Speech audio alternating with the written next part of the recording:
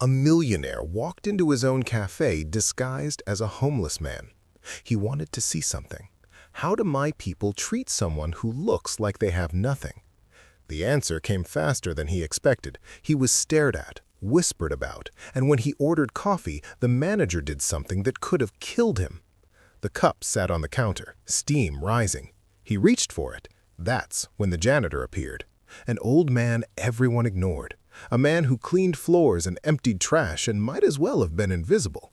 He moved close, close enough that no one else could hear, and said 3 words. The millionaire's hand stopped. The coffee sat there untouched. Because of those 3 words, everything was destroyed. "What do you think?" he said. John Connor stood in his penthouse bedroom, staring at the clothes laid out on his bed. A torn jacket, jeans with holes in the knees, shoes held together with duct tape. They looked like garbage. They were supposed to. He picked up the jacket and felt the rough fabric between his fingers. 20 years ago, this was all he had. 20 years ago, he was sleeping under bridges and washing dishes for leftover food. 20 years ago, nobody looked at him. Nobody cared. The memory hit him like a punch to the gut. 16 years old, summer, 95 degrees. He'd walked into a coffee shop, not his, someone else's, and asked for water, just water. The woman behind the counter had looked at him like he was dirt. "We don't serve people like you," she'd said. "You look dirty."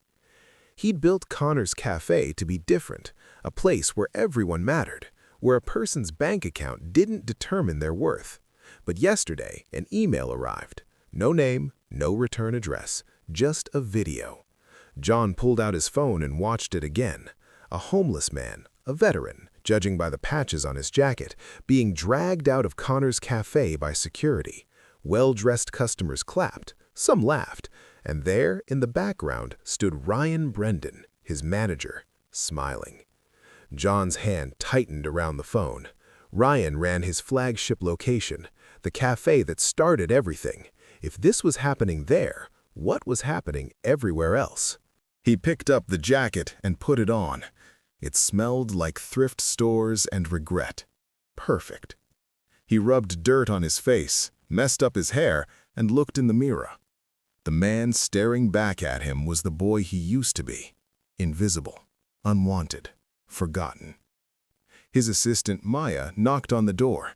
"Mr. Connor, you don't have to do this. We can send investigators, cameras, lawyers." "No," John said quietly. "I need to see it myself." Because 20 years ago, nobody protected him. Nobody stood up when he was kicked out of places for looking poor. Nobody whispered warnings or offered help. He'd built an empire, promising that would never happen again. It was time to find out if he'd kept that promise. John walked out of his penthouse and into the streets. By the time he reached Connor's Cafe, he looked like someone society had learned to ignore. And that was exactly the point. The email had arrived 3 days ago, 2:47 a.m. John remembered because he'd been awake, staring at quarterly reports that made no sense. Connor's Cafe flagship location, his pride, his first real success, was hemorrhaging customers. Revenue down 30%, complaints up. Something was broken. Then his phone buzzed. Unknown sender, no subject line, just a file attachment and 3 sentences. Your cafe, your responsibility, or isn't it? John had almost deleted it. Spam, hackers, the usual garbage that came with being rich. But something made him click. The video loaded, 42 seconds that changed everything. It started with a man walking through the door, 60-something, gray beard, worn military jacket with faded patches.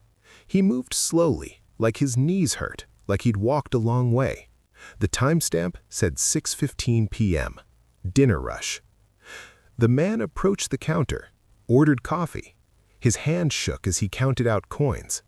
The barista, young, blonde, name tag too small to read, looked past him, looked at the manager, waiting for instructions. That's when Ryan Brendan appeared. Tall, sharp suit, smile that didn't reach his eyes. He leaned close to the veteran and said something. The audio was muted, but John could read lips well enough. "We don't serve your kind here." The veteran tried to argue, pointed at the menu, pointed at his money. It didn't matter. Ryan snapped his fingers. 2 security guards materialized. They grabbed the veteran by his arms and dragged him toward the exit. His feet scraped the floor. His coins scattered across the tile. And the customers? They clapped. Some pulled out phones to record. One woman actually laughed. But it was Ryan that made John's blood go cold. Standing there in the background, arms crossed, watching a man being humiliated in the business John built to prevent exactly this, and smiling. Actually smiling like he'd just accomplished something worth celebrating. John had watched that video 50 times since then, memorized every detail, every face, every moment of cruelty. The veteran's expression when he realized nobody would help him, the way the guards threw him onto the sidewalk outside, the door closing, the applause. Now, walking toward that same cafe, dressed like the man in the video, John understood something. This wasn't about one manager. This was about a culture he'd let rot while he sat in boardrooms counting money. Time to burn it down. Drop a comment where you're watching from. Hit that subscribe button and give us a thumbs up because it's about to go down. Martin Jones had been invisible for 58 years. Not literally, but close enough.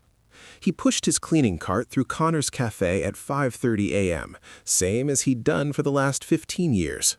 Mop, bucket, spray bottles. The wheels squeaked. Nobody looked up. Nobody ever did. That's what happened when you cleaned floors for a living. You became part of the furniture.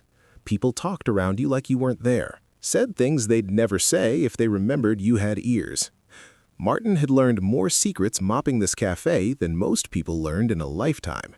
He knew which employees were stealing, which managers were having affairs, which customers were laundering money through fake receipts. He knew Ryan Brendan kept 2 sets of books.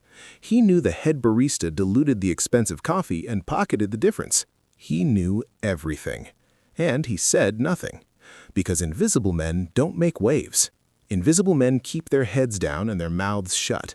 Invisible men think about their wives battling stage 3 cancer and their grandsons who need college tuition and their own knees that barely worked anymore. Invisible men survive. Martin had learned that lesson young. Grew up in Mississippi during a time when being black and poor meant being very, very careful. His father taught him, see everything, say nothing, stay alive. It worked. Martin made it north, got married, had kids, got this job, kept it. 15 years, same cafe, same floors, same invisibility. He emptied the trash near the counter, coffee grounds, napkins, a lipstick-stained cup.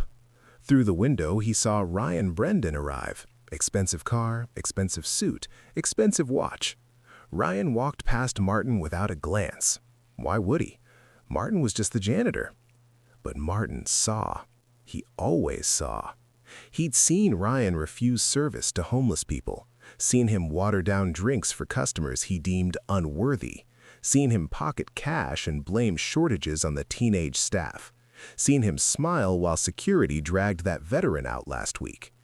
Martin had wanted to say something then. His hands had gripped the mop so tight his knuckles went white. But he'd stayed quiet, because that's what invisible men do. He moved his cart toward the supply closet. Another day, another shift, another morning of seeing things he couldn't change. Martin didn't know it yet, but today would be different. Today, invisibility would become his greatest weapon. The bell above the door chimed when John walked in. Every head turned, then quickly turned away. He looked the part. Dirt under his fingernails, grease in his hair, the kind of smell that made people step back. His torn jacket hung loose on his shoulders. His jeans had holes that weren't fashionable. They were survival. The cafe was exactly how he remembered designing it. Marble counters, soft lighting, leather chairs that cost more than most people's rent, art on the walls from local painters he'd personally selected. Everything perfect, everything clean, everything elite, everything wrong. A woman in a business suit clutched her purse tighter as he walked past. A man in expensive shoes moved his laptop back. They didn't say anything. They didn't have to. Their faces said it all. You don't belong here. John moved toward the counter. The barista, young, maybe 19, saw him coming and her smile died. She looked past him, through him, like he was a stain on the pristine floor. "Can I help you?" Her voice was flat, the same voice people use for telemarketers. "Coffee, medium, black." She didn't move, just stared at him like he'd asked for a mansion. "That'll be $12. John pulled out crumpled bills from his pocket, counted them slowly, hands shaking just a little, playing the part. He slid the money across the counter. The barista looked at it like it was contaminated. Then she looked toward the back office, waiting. That's when John saw him. Ryan Brendan emerged from the hallway, 6 feet tall, tailored suit, hair perfect, smile that could sell anything to anyone. He'd hired Ryan himself 5 years ago, youngest manager in the company, ambitious, driven, a real go-getter, the HR director had said. Ryan's eyes landed on John. The smile flickered, just for a second. Then it came back harder, sharper, the smile of a predator who'd just spotted prey. He crossed the cafe floor in smooth strides, confident, in control, king of his domain. He stopped 3 feet from John, close enough to make a point, far enough to avoid the smell. "Sir," Ryan said, voice dripping with false politeness, "I'm afraid there's been a mistake." John met his eyes, waited. "This establishment may not be suitable for someone in your situation." The cafe went quiet, everyone watching, everyone waiting to see what would happen to the homeless man who dared to walk through the wrong door. John smiled. "I'll take my chances." Ryan's smile didn't fade, but something in his eyes did. He turned to the barista. "Jenna, back room, now." The girl's face went pale. She followed him through the employee door without a word. John watched them disappear. The other customers went back to their phones and laptops. Crisis averted. Homeless man handled. Life could return to normal. John sat down at a small table near the window. Waited. Behind the counter, in the narrow hallway that led to the storage room, Ryan grabbed Jenna's arm. Not hard enough to bruise, just hard enough to make a point. "What did I tell you about people like that?" His voice was low, controlled, dangerous. I don't know what you mean." Jenna's hands shook. She was new, 3 weeks on the job, still paying off student loans, still terrified of doing something wrong. "Homeless people," Ryan said. "Street trash. They come in here, they contaminate the atmosphere, they drive away real customers, customers who actually matter." "But he paid." "I don't care if he paid with gold bars." Ryan stepped closer. "You want to keep this job?" Jenna nodded. "Then listen carefully."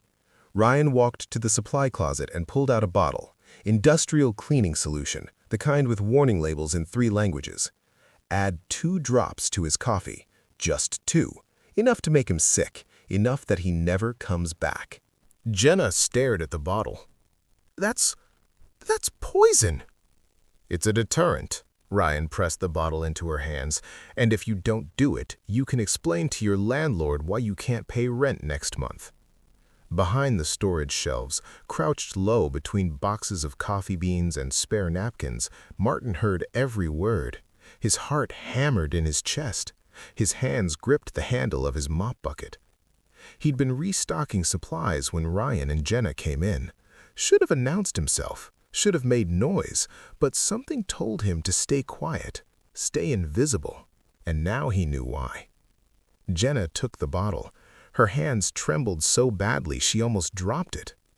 2 drops, Ryan repeated. "Make the coffee, serve it with a smile, and if anyone asks, you didn't see me give you anything. Understand?" Jenna nodded, tears in her eyes. Ryan walked out, left her standing there, holding poison, holding her job, holding an impossible choice.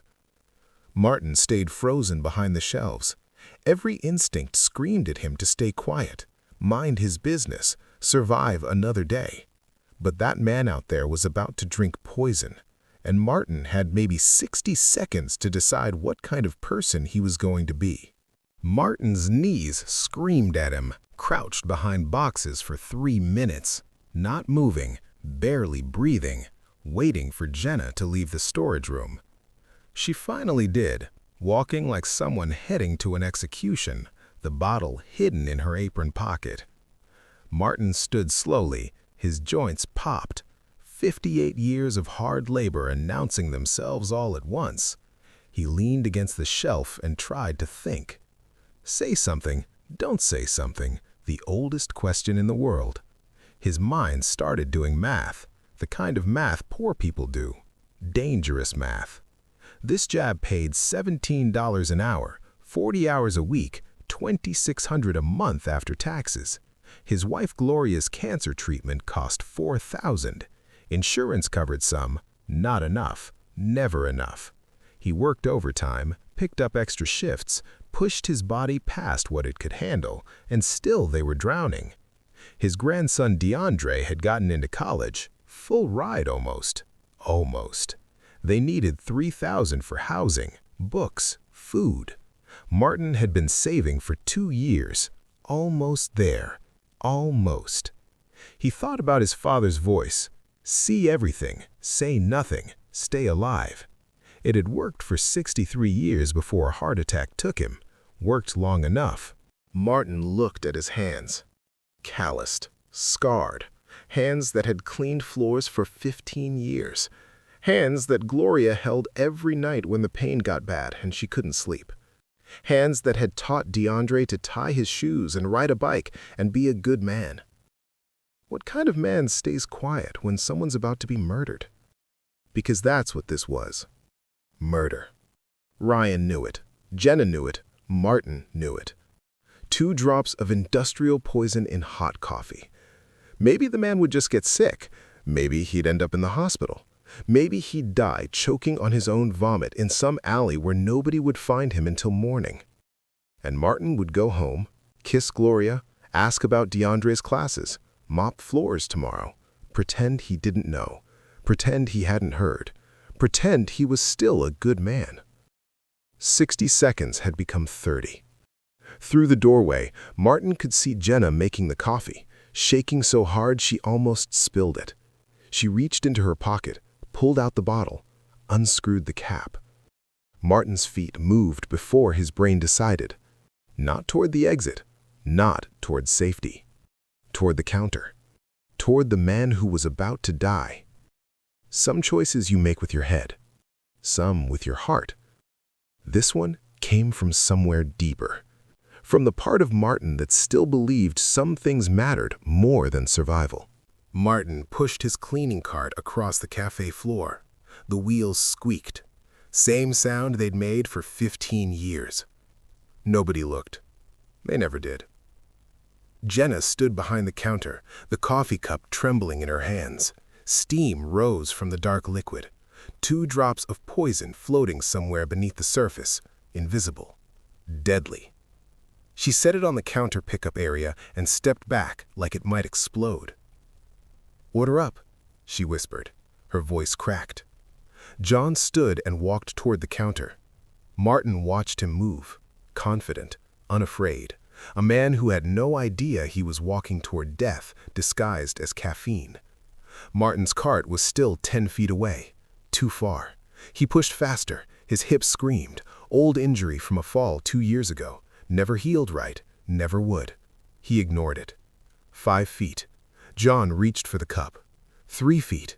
Martin's hand shot out and touched John's shoulder, just barely, light enough that it could have been an accident, heavy enough to make John stop. John turned, looked down at the janitor beside him, an old black man in a stained uniform pushing a cart. Invisible, forgettable, nobody. Their eyes met. Martin leaned close, close enough that nobody else could hear, close enough to smell the streets on this man's clothes and the fear underneath, close enough to see something in those eyes that didn't match the rest of the disguise, something sharp, aware, watching. Martin's lips moved. 3 words, barely a whisper. They poisoned it. John's hand froze, still touching the cup, still warm against his palm, but not moving, not lifting, not drinking. Martin pulled back, grabbed his cart, started moving away, heart hammering, knees shaking, every instinct telling him to run, get out, disappear before Ryan noticed, before anyone noticed, before the consequences came. But he forced himself to walk slowly, invisibly. Just another janitor doing his job. Nothing to see here. Move along.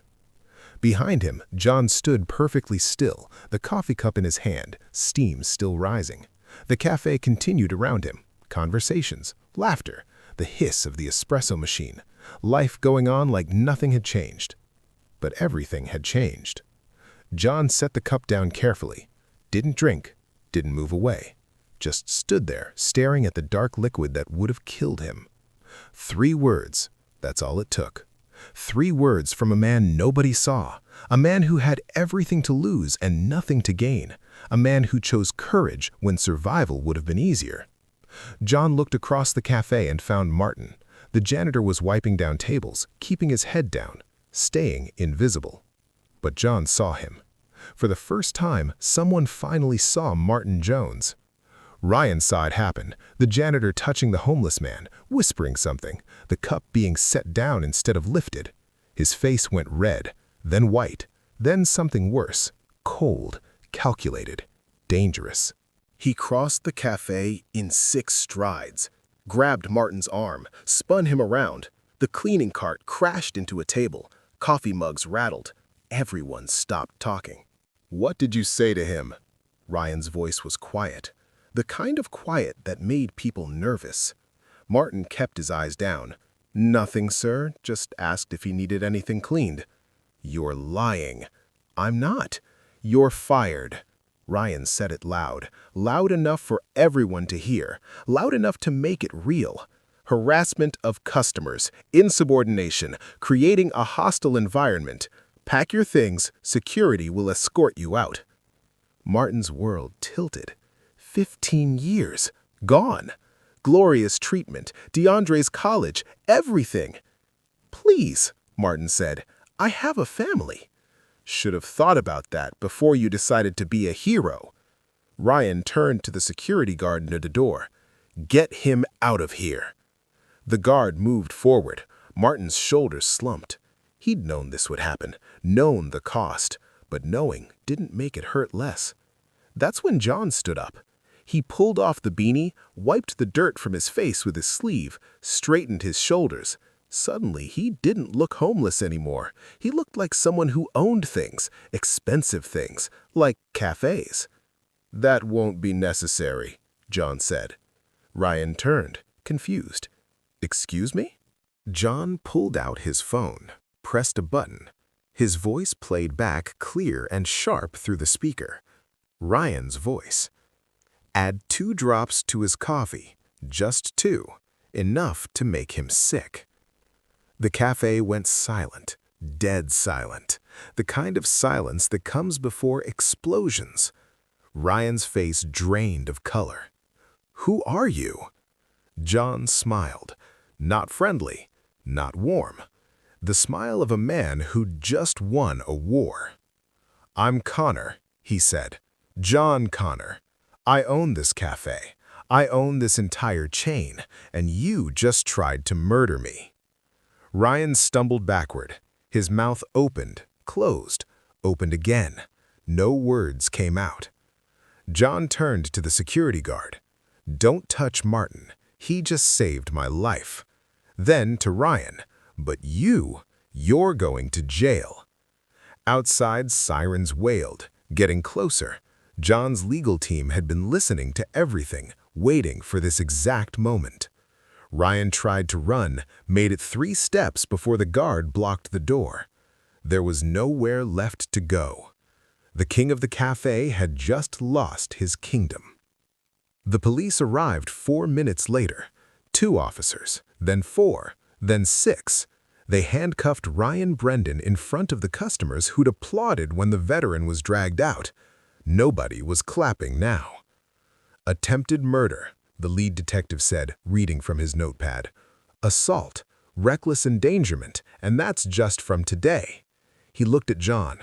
Your legal team sent us files. Embezzlement, fraud, discrimination complaints going back 3 years. Ryan said nothing. His expensive suit suddenly looked like a costume, his confidence gone. Just a small man who'd hurt people because he could. They led him out. The door chimed. He was gone. John turned to Martin. The janitor stood frozen, still holding his mop, still invisible to everyone except the man whose life he'd saved. "What's your full name?" John asked. "Martin Jones, sir." "How long have you worked here, Martin?" 15 years. John nodded slowly. 15 years of watching, 15 years of seeing things nobody else saw, 15 years of staying quiet because you had to. He paused. Until today. Martin said nothing, didn't know what to say. "I'm shutting down this location for 2 weeks, John announced to the cafe, to Jenna, who was crying behind the counter, to the customers who suddenly couldn't meet his eyes. Complete overhaul, new management, new policies, new culture. He turned back to Martin. "And I'm promoting you. General manager. Salary, benefits, decision-making authority. You'll rebuild this place the right way." Martin stared. "Sir, I'm just a janitor." "You're the only person in this building who gave a damn about doing the right thing." John's voice was firm. "That makes you exactly who I need running this cafe." 3 weeks later, Connor's Cafe reopened. The marble was still there, the leather chairs, the art. But something was different. There was a new sign on the wall, black frame, gold lettering, right behind the counter where everyone could see it. "Every person deserves dignity, safety, and damn good coffee, no exceptions." Below it, smaller, another frame, 3 words written on a simple piece of paper. "They poisoned it." And under that, a plaque, spoken by Martin Jones, general manager, the man who reminded us that courage doesn't come from power, it comes from conscience. Martin stood behind the counter in his new suit, training new staff, teaching them what mattered, not profit, not image, people. A homeless man walked in, dirty, tired, scared. Martin smiled. "Welcome. What can I get you today?" The man hesitated. "I don't have much money." "That's okay. Coffee's on the house." Because some lessons are worth more than 15 years of silence, and some whispers change everything.